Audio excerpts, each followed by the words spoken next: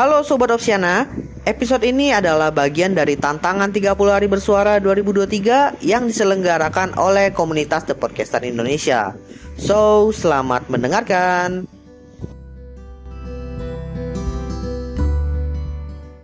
Startup yang sekarang sudah menjadi perusahaan besar, rata-rata mereka itu start dari posisi yang minus.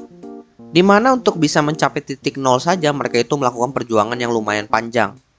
Tapi semuanya ini tidak lepas dari perjuangan para founder yang bisa dibilang punya semangat dan juga effort yang sangat besar dalam mengembangkan startupnya.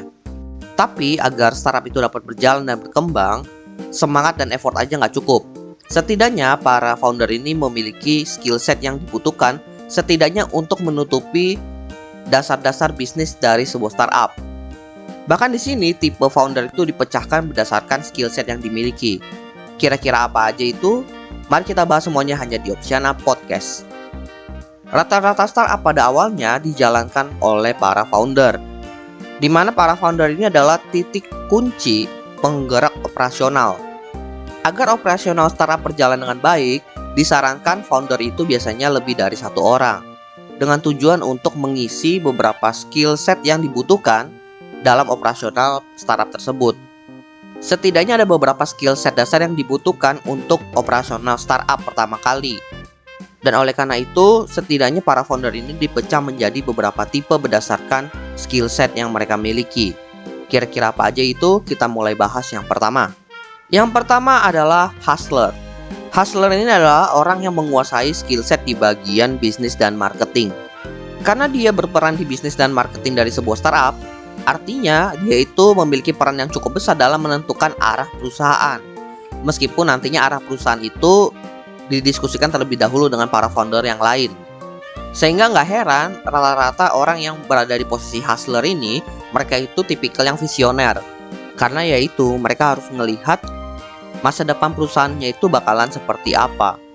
Skill lain yang harus dimiliki oleh si hustler ini adalah tentunya skill komunikasi. Karena agar bisnis bisa berjalan dan marketing bisa berjalan ya, dia itu harus bisa menyampaikan semuanya dengan baik melalui komunikasi. Jadi peran si hustler ini ketika startup itu masih mulai pertama kali ya, masih di awal-awal itu tentunya adalah pitching produk ke konsumen, kemudian networking, manage perusahaan, dan yang paling penting itu menjual ide ke investor, nyari investor. Selanjutnya, tipe yang kedua adalah hipster. Nah, hipster ini adalah orang yang fokusnya itu ke bagian yang kreatif. Biasanya fokusnya itu ke desain. Tapi selain desain, dia itu juga harus bisa memikirkan ke arah user experience. Bagaimana si pengguna itu merasakan kenyamanan ketika menggunakan produk dari mereka. Kalau di startup teknologi ya, hipster ini bisa dibilang orang yang lumayan jarang ada tuh di startup. Karena kalau kita bicara soal ngebuat aplikasi, ngebuat web, biasanya langsung dihandle sama yang namanya developer atau bagian yang lain nanti. Padahal peran dari hipster ini lumayan penting. Dia itu tipikal orang yang ngerancang produk agar produknya itu dapat diterima oleh pasar. Makanya di sini desain yang dimaksud itu bukan desain tampilan aja, ini desain produk benar-benar dari scratch, dari bawahnya, dari core, dari kebutuhan user, dari apa yang menjadi masalahnya. Kemudian prototyping. Ketika semuanya itu udah oke, udah dapat nih inti dari produknya, baru dilempar ke bagian developer untuk ngedevelop produk tersebut. Dan di situ baru dia masuk lagi sebagai ngedesain tampilan. Biasanya sih udah include di bagian proses yang prototyping tadi sih, tapi ada beberapa tweak yang biasanya dia perlu ikut terjun juga. Selain desain produk, dia juga berperan dalam desain-desain yang lain, seperti desain logo, branding dari startup mereka, kemudian juga konten-konten di sosmed yang kalau isinya itu video atau mungkin isinya itu kayak carousel, dimana itu tektokan juga dengan si The Hustler yang konsep pemasarannya dari dia. Cuma balik lagi, karena hipster ini bisa dibilang orang yang jarang ada di sebuah startup, biasanya founder-founder yang isinya cuma 2 orang tuh nggak ada hipster biasanya. Tugas hipster ini akhirnya dibagi tuh kepada si hustler dan juga kepada the hacker nanti. Dimana bagian desain-desain web atau produknya itu ke bagian hacker, lalu bagian yang desain-desain untuk sosmed dan juga brand itu ke bagiannya si hustler. Tapi untuk founder yang di atas dari 2 orang, biasanya hipster ini ada dan cukup ngebantu banget. Lalu tipe yang terakhir adalah hacker. Nah, hacker ini adalah orang yang bertanggung jawab dalam bidang teknologinya.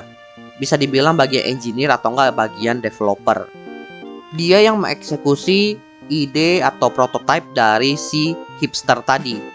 Jadi si hacker ini tentunya bakalan orang yang teknis banget kerjaannya. Dan bisa dibilang menjadi pilar utama yang harus ada kalau lu bikin startup teknologi.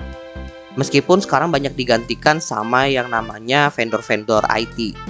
Tapi keberadaan si hacker ini butuh banget untuk sebagai quality control di bagian produk tersebut. Jadi meskipun lu pakai vendor, lu itu tetap butuh orang teknis ini untuk bisa sebagai penengah antara lu dengan vendor kalau lu orang bisnis.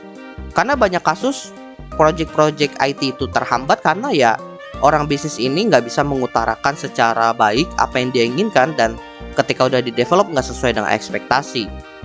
Meskipun the hacker ini adalah tipe yang teknikal banget ya, bukan berarti dia nggak bisa bermain di wilayah kreatif. Dimana kreatif yang dimaksud ini bukan kreatif ke arah desain tampilan atau mungkin hal-hal yang berbau gambar ya.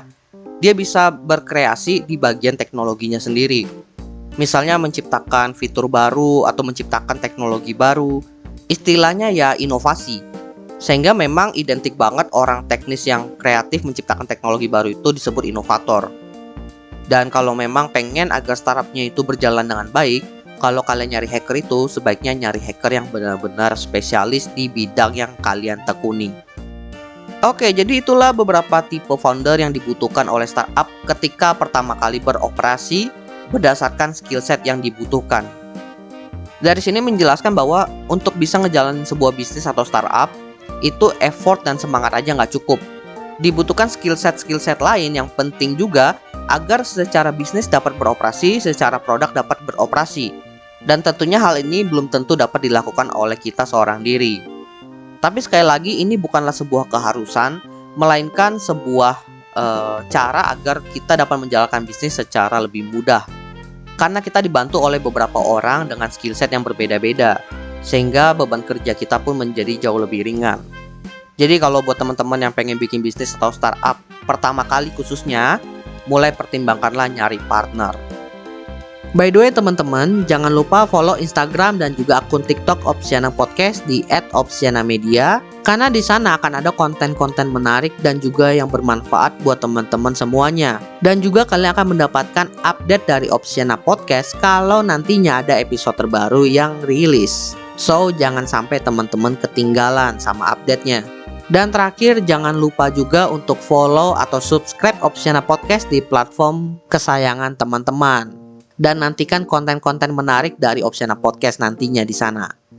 Oke, gua rasa itu aja. Thank you buat teman-teman yang sudah mendengarkan. See you next time di episode Opsiana Podcast lainnya.